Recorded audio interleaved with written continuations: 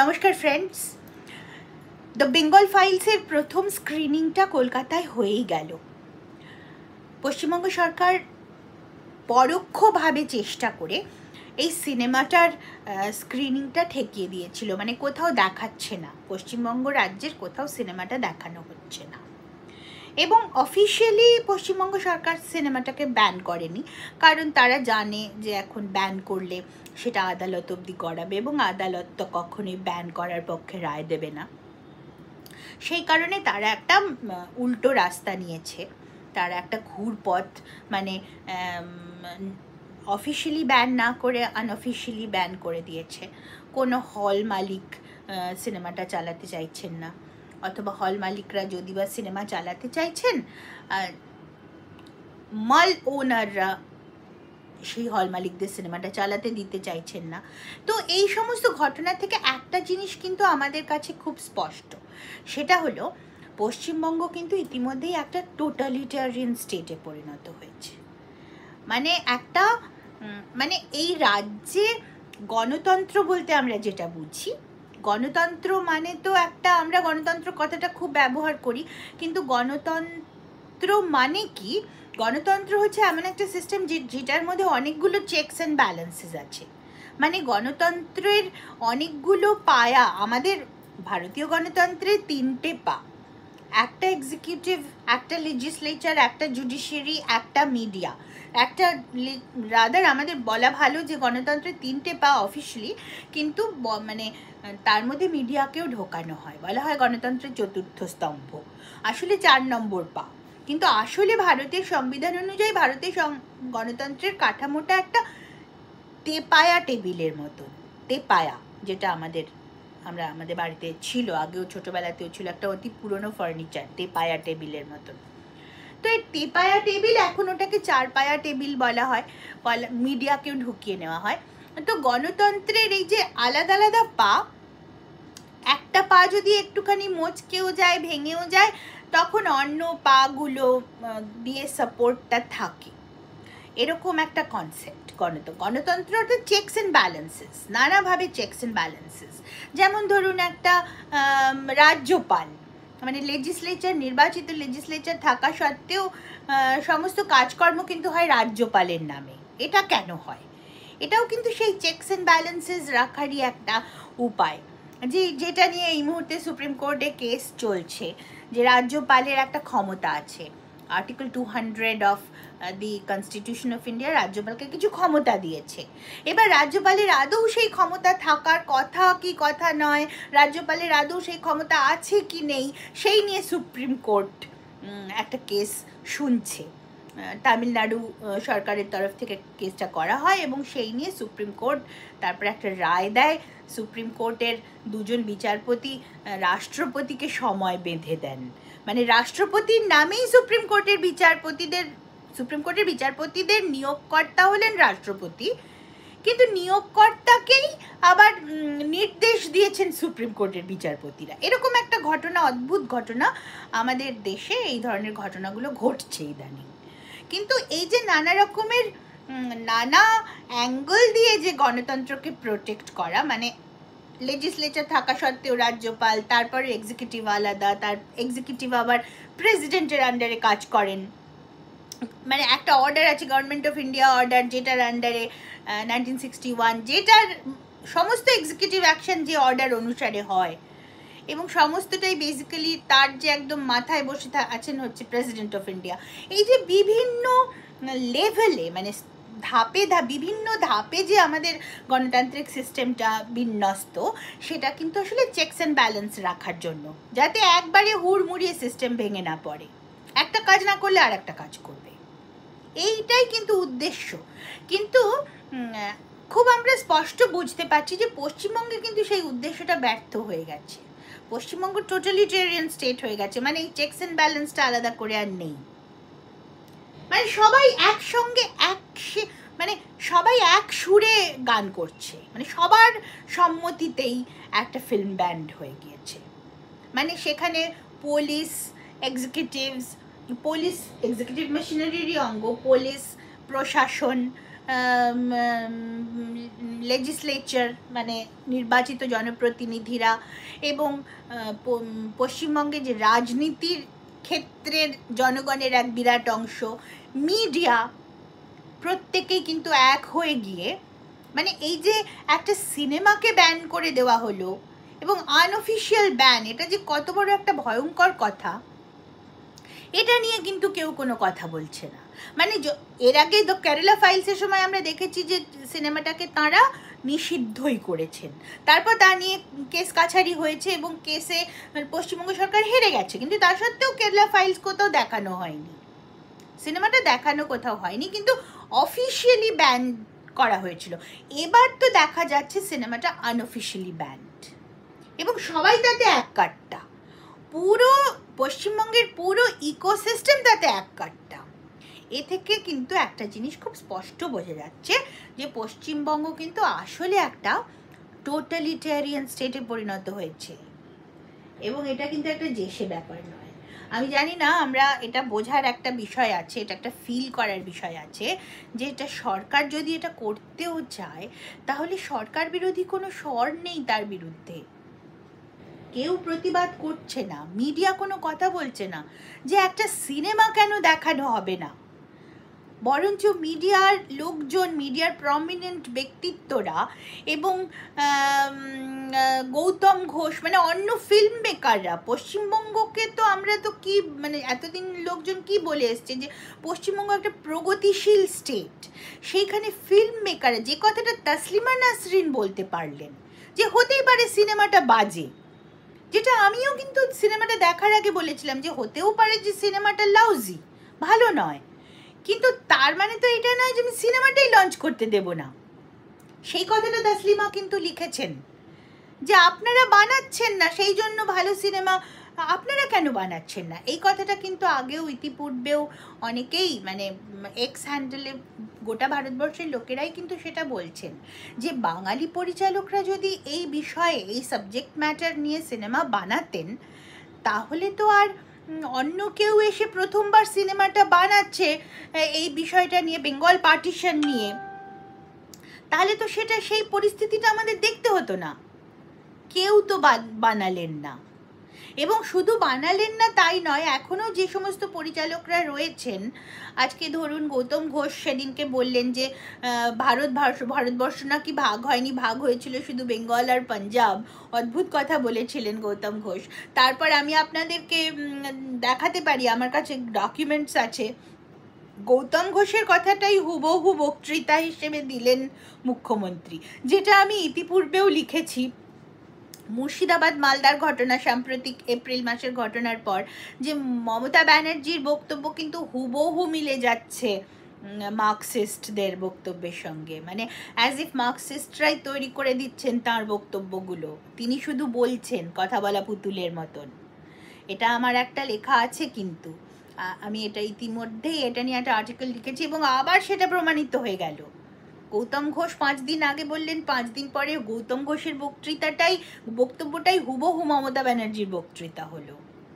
তো এই যে গোটা ঘটনাটা, এগুলো অত্যন্ত দুশ্চিন্তার কথা। আসলে পশ্চিমবঙ্গ অলরেডি একটা টোটালিটেরিয়ান স্টেটে পরিণত হয়েছে, এবং টোটালিটেরিয়ান স্টেট বলতে আমরা কি বুঝি? টোটালিটেরিয়ান স্টেট বলতে আমরা শুধু নর্থ কোরিয়াও কিন্তু বুঝি না, আমরা কিন্তু বস্তারও বুঝি, লালগড়ও বুঝি, ঝাড়খণ্ডেরও কিছু কিছু জায়গা আছে, অর্থাৎ মাওয়িস্ট পরিকাঠামো। এবং এই যে গৌতম ঘোষই বলুন বা যারাই এটাকে বিরোধিতা করছেন, আরবান নাক্সালস, তারাই চাইছেন না যে এখানে এইগুলো এই সিনেমাটা দেখানো হোক। আদারওয়াইজ একটা ঐতিহাসিক সিনেমা, যদি ইতিহাসের ভুল রিপ্রেজেন্টেশনও হয়ে থাকে, ভুল রিপ্রেজেন্টেশন আদৌ হয়নি, আমি সিনেমাটা দেখেছি, সিনেমা নিয়ে আমি কোনো কথা বলছি না, আমি এটা কোনো ফিল্ম রিভিউ নয়, এটা কোনো ফিল্ম রিভিউ নয়। প্রথমেই বলে নেওয়া যাক যে এই ভিডিওতে আমি কোনো ফিল্ম রিভিউ করছি না, আমি ফিল্মটা দেখেছি, ফিল্ম রিভিউ করতেই পারি কিন্তু করছি না। এবং সিনেমাটা এমন একটা ঘটনাও সিনেমাটা দেখায়নি যেটা বাস্তবে ঘটেনি, প্রত্যেকটা ঘটনা ঘটনা, সিনেমাতে যা কিছু দেখানো হয়েছে প্রত্যেকটা ঘটনা বাস্তবে ঘটেছে, তার ডকুমেন্টস আছে, ডকুমেন্টেশনের কোনো অভাব নেই, এবং পরিচালকরা জানতেন যে তাদেরকে চ্যালেঞ্জ করা হবে, সুতরাং সেই জন্যই তারা বোকার মতন এমন কিছুই করেননি যেটা তারা আদালতে দাঁড়িয়ে প্রমাণ করতে পারবেন না, সুতরাং সিনেমা, কিন্তু তৎসত্ত্বেও আমি সিনেমা নিয়ে আলোচনা করছি না। আমার কথাটা হলো একটাই, সেটা হলো সিনেমাটা যেমনই হোক, ঘটনাটা ঐতিহাসিক, সেটা নিয়ে একটা লোক সিনেমা কেন বানাবে না? এতদিন গৌতম ঘোষরা কেন বানালেন না? মৃণাল সেন কেন বানালেন না? তাহলে কি হতো? তাহলে তো আর তো কেউ কারুর বলার কিছু থাকতো না। প্রথম বিবেক অগ্নিহোত্রীকে এসে বানাতে হলো সিনেমাটা। এটা এমনই একটা ঘটনা, এটা তো এর তো ডকুমেন্টেশনের কোনো অভাব নেই, অনেক বই আছে, অনেক আর্কাইভ মেটেরিয়াল আছে, সেই সময় ইন্ডিয়ান আর্মি মানে ব্রিটিশ আর্মির ডকুমেন্টস আছে, সেই সময় যে ব্রিটিশ জেনারেল যিনি ছিলেন তার লেখা আছে, অর্থাৎ সরাসরি মানে একদম আর্কাইভ ডেটা আছে। তাহলে আমরা সিনেমা বানাতে পারবো না কেন? আমরা বিষয়বস্তুটাকেই টাচ করলাম না, এটা কি করে হয়? আমরা এমন একটা ভাব করছি যেন এরকম কিছু ঘটেইনি। এটা কেন করব? আমার কথা হলো এমনই, মানে কোনো কিছু সেরকম ঘটেইনি। এবং একটা অদ্ভুত বিষয় দেখলাম যে সিনেমাটা না, ওটা নাকি গ্রেট ক্যালকাটা কিলিং নাকি হয়েছিল, কারা করেছিল না, দাঙ্গাবাজরা করেছিল। দাঙ্গাবাজ কারা? আমার কথা হলো দাঙ্গাবাজরা কেন করলো? হঠাৎ করে দাঙ্গা করে কেন? মানে দাঙ্গাবাজরা হঠাৎ দাঙ্গা শুরু করে কেন? দাঙ্গা শুরু করে? কিছু তো একটা চায় তারা। বিনা কিছু চাওয়াতে এমনি এমনি কেউ দাঙ্গা করে না। প্রতিটি পৃথিবীতে যেখানে যেখানে রায়ট হয়েছে, প্রত্যেকটা রায়টের পিছনে একটা কিন্তু কিছু উদ্দেশ্য ছিল। তো এই গ্রেট ক্যালকাটা কিলিং রায়টটার পেছনে উদ্দেশ্য কি ছিল? এবং কারা সেই দাঙ্গাবাজরা? কারা কোন উদ্দেশ্য নিয়ে দাঙ্গাটা করেছিল সেটা তো বলতেই হতো, না হলে তো শুধু দাঙ্গাবাজ বলে তো কোনো লাভ নেই। দাঙ্গা মানে কোনো লোক, তাহলে বলতে হয় অনেক পাগল এক হয়ে গিয়েছিল, কিন্তু লক্ষ লক্ষ পাগল ছিল পশ্চিম মানে কলকাতা শহরে 1946 সালের আগস্ট মাসে, এটা তো কেউ বিশ্বাস করবে না। মানে তারাই, মানে যদি আপনি বলেন যে কোনো কারণ ছাড়া শুধুমাত্র হঠাৎ উত্তেজিত হয়ে গিয়ে লোকজন লাঠি সোঁটা, তরোয়াল, বন্দুক, পেট্রোল বোমা নিয়ে রাস্তায় নেমে পড়েছিল, তাহলে বলতে হয় কলকাতা শহরে সব লোক সেদিনকে পাগল হয়ে গিয়েছিল। কিন্তু তা তো সত্যি কথা নয়, তারা তো সুস্থ মস্তিষ্কের মানুষ ছিলেন। তাহলে তারা দাঙ্গা শুরু করলেন কেন হঠাৎ? নিশ্চয়ই কিছু চাইছিলেন, দাঙ্গার পেছনে একটা উদ্দেশ্য ছিল। সেই উদ্দেশ্যটা কি? আসল তো সিনেমার বিষয়বস্তু সেটা হওয়া উচিত, কিন্তু সেই নিয়ে তো কেউ কোনো সিনেমাই তৈরি করলো না এতদিন। তাহলে বিবেক অগ্নিহোত্রী যে ফিল্মই বানিয়ে থাকুন না কেন, সেটাকে আটকানোর তো কোনো জাস্টিফিকেশন ছিল না। এবং সরকার আটকালো শুধু তাই নয়, সমস্ত ইকোসিস্টেম, গোটা ইকোসিস্টেম, যারা সিনেমা বানান, অপর্ণা সেন, গৌতম ঘোষ, কমলেশ্বর মুখোপাধ্যায়, শিবপ্রসাদ মুখোপাধ্যায়, এরা প্রত্যেকে চুপ। এটা কি করে হয়? এটাই আমার প্রশ্ন, এটা কি করে? সিনেমাটা ধরুন খুবই লাউজি, আপনারা ইচ্ছাইতে হন হয়তো ঢের ভালো সিনেমা বানিয়ে দেখিয়ে দিতে পারবেন। সৃজিত মুখার্জির নামটাও আমি ভুলে গেলাম। সৃজিত মুখার্জি সত্যি, যিনি দুর্গ রহস্য বানাতে গিয়ে ব্যোমকেশকে নকশাল সিম্প্যাথাইজার বানিয়ে ছেড়েছেন, সেটা কিন্তু, তাকে কিন্তু কেউ প্রপাগ্যান্ডা বলেনি। কতদূর বিষয়? দুর্গ রহস্য 1940 সালের প্রেক্ষাপটে লেখা। শরদিন্দু বন্দ্যোপাধ্যায় মারা গেছেন 1970 সালে, কিন্তু যখন দুর্গ রহস্য বানালেন সম্প্রতি ওটিটি প্ল্যাটফর্মের জন্য সৃজিত মুখার্জি, তখন তিনি দুর্গ রহস্যের নকশালবাড়ি মুভমেন্টকে নিয়ে এনে ফেললেন, মানে ব্যোমকেশকে নকশাল দিয়ে সিম্প্যাথাইজার করে ফেললেন। এটা কি করে হয়? অথচ এই কথা নিয়ে কারুর কোনো বক্তব্য নেই, কেউ বলছে না যে এগুলো প্রপাগ্যান্ডা। কিন্তু বিবেক অগ্নিহোত্রী যখন তো বেঙ্গল ফাইলস বানালেন, তখন বলা হচ্ছে সেটা প্রপাগ্যান্ডা। কিন্তু প্রপাগ্যান্ডা কোনটাকে আমরা প্রপাগান্ডা বলছি, আপনারা প্রপাগান্ডা বলতে কি, প্রপাগান্ডাকে কিভাবে ডিফাইন করছেন সেটা আগে বলে দিতে হবে। কিছু লোক চলে আসছেন আমার পোস্টে, তাঁরা বলছেন যে আমরা এই প্রপাগান্ডা ফিল্ম দেখি না ইত্যাদি, কিন্তু তাঁরা কিন্তু দেখেছেন বলেই তাঁরা বক্তব্যটা রাখতে আসছেন। কিন্তু কথাটা হচ্ছে প্রপাগান্ডা মানে কি, প্রপাগান্ডাকে আপনারা কিভাবে ডিফাইন করছেন? যদি আপনারা ডিফাইন করেন যে কোনো অপ্রিয় সত্য, সে যতই হোক না কেন, আমাদের বাড়ির মেয়েদেরকে টেনে নিয়ে চলে গেছে গুন্ডারা মানে মুসলিম লীগ, তারা নিয়ে চলে গেছে, হাত ধরে টেনে নিয়ে গেছে, আমরা দৌড়ে পালিয়ে আস্তে আস্তে আমাদের বাড়ির দুটো মেয়েকে নিয়ে আসতে পারিনি, তখন সেইটা বলাটাই একটা, সেই সত্যি কথাটা বলাটাই একটা প্রপাগান্ডা, তাহলে আমি মেনে নিচ্ছি আপনারা প্রপাগান্ডার আপনাদের ডেফিনেশনটা সেইটা। কিন্তু প্রপাগান্ডার আসল ডেফিনেশন তো তা নয়। প্রপাগান্ডা হচ্ছে কোনটা, যেটা অসত্য ভিত্তিক, অথচ আপনি চাইছেন মানুষ সেটা বিশ্বাস করুক, তখন সেটাকে বলা হয় প্রপাগান্ডা। কিন্তু এ তো প্রপাগান্ডা নয়, এ তো ঘটনা ঘটেছে, তাহলে আমরা সেটা বলবো না কেন? আর আমরা যদি না বলি তাহলে আর কারাই বা বলবে?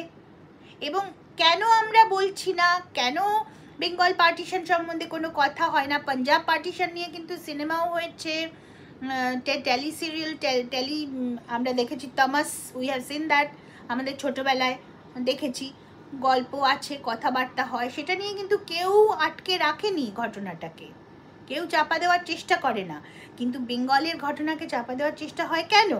তার উত্তর আপনি আমি কি জানি? আমার বিশ্বাস আমরা অনেকেই জানি। আমি সেটা নিয়ে এখন আলোচনা করতে চাই না। যেটা বিবেক অগ্নিহোত্রী খুব স্পষ্ট, খুব বোল্ডলি দেখিয়ে দিতে পেরেছেন, আসলে বেঙ্গলের পার্টিশন নিয়ে কথা হয় না, কারণ বেঙ্গলের পার্টিশনের যে উদ্দেশ্য ছিল সেটা এখনো সফল হয়নি, বেঙ্গলে কাজ এখনো চলছে, সেই কারণেই এখনো কথা বলা হচ্ছে না। পাঞ্জাবের পার্টিশনটা কমপ্লিট হয়ে গেছে, সেই কারণে ওটা নিয়ে কথা হয়, কিন্তু বেঙ্গলে কথা হয় না কারণ এখনো কাজ চলছে, বেঙ্গলের মানুষের এখনো দুর্দশা বাকি আছে, সেই জন্যই মানুষকে বুঝতে দেওয়া হয় না, কথাবার্তা বলতে দেওয়া হয় না, সেই কারণেই এটা নিয়ে কথা হয় না, সেই কারণেই। এবং কিছু লোক যাদেরই হয়তো পূর্বপুরুষের দেখা যাবে, খুঁজলে দেখা যাবে, মানে মানুষ হারিয়ে এসেছেন তারা ওপার বাংলাতে, তাদের বলতে লজ্জা হচ্ছে, তারা বলতে পারছেন না, কারণ তারা এখনো সেই হয়তো কোনোভাবে, আমি জানি না, আমি এই অপ্রিয় কথাগুলো বলতে চাইছি না, কিন্তু এই সত্যিটা নিয়ে আমরা কেন কথা বলবো না? এটা তো অসত্য বিষয় না, অসত্য ভাষণ নয়, তাহলে আপনারা সিনেমা কেন বানাচ্ছেন না? তখন সেই সিনেমা বানাতে গিয়ে যদি আপনারা প্রপাগান্ডা বানিয়ে ফেলেন, তখন আমরা বলবো যে এটা প্রপাগান্ডা, এটা প্রপাগান্ডা, কারণ তখন তথ্য দিয়ে বলবো যে এটা প্রপাগান্ডা, তখন সেটা বলবো। কিন্তু যারা বলছেন তারা এইটুকু তো বলুন যে একটা সিনেমা যদি বাজে সিনেমাও হয়, সেটাকে আটকানোর কি জাস্টিফিকেশন থাকতে পারে? যে কথাটা তসলিমা নাসরিন বলতে পেরেছেন, সে কথাটা গৌতম ঘোষ, অপর্ণা সেন, শিবপ্রসাদ মুখোপাধ্যায়রা বলতে পারছেন না কেন? সেটাই আমার প্রশ্ন।